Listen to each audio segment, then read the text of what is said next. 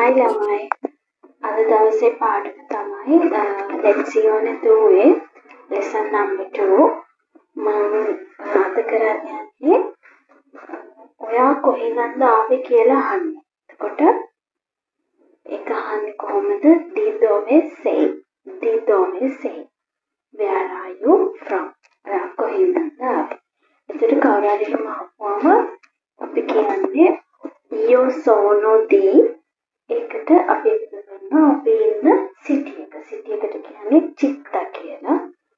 එතකොට io sono di අපි ඉන්න සිටි එක කියනවා. ඒතර එක්සැම්පල් එකක් විදියට එක්සැම්පල් කියන්නේ SMPO මේ පින්තූරේ තියෙන විදිහ. පින්තූරකින් එක අහලා බලන්න. දෙදොවිසි කියලා වම io sono di Padua. මම ඉන්නේ පාදුවා වල. එතකොට මම කියනවා io sono di Padua කියලා.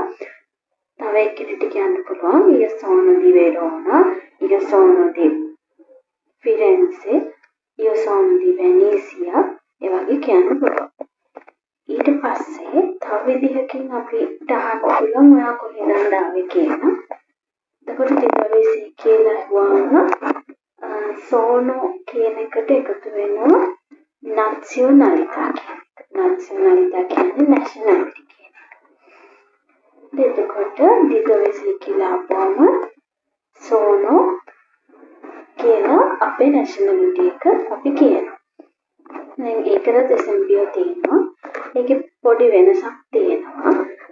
ඒ කියන්නේ පිරිමි ළමෙක් නම් කියන්නේ එයා කියන්නේ sono italiano, sono russo, sono americano, sono spagnolo කියලා.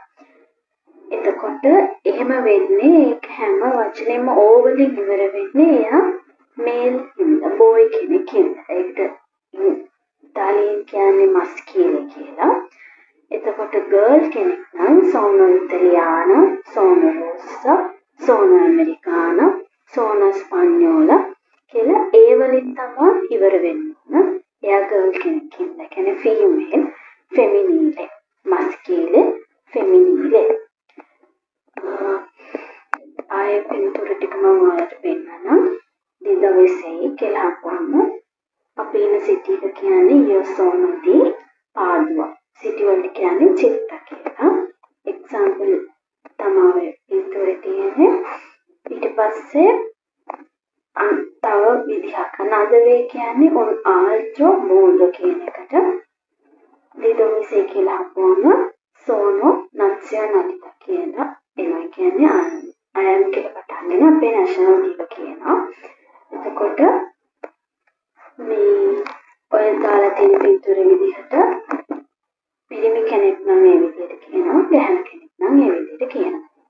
අදට ඔච්චරයි. එහෙනම් මම ගිහින් එනවා. ciao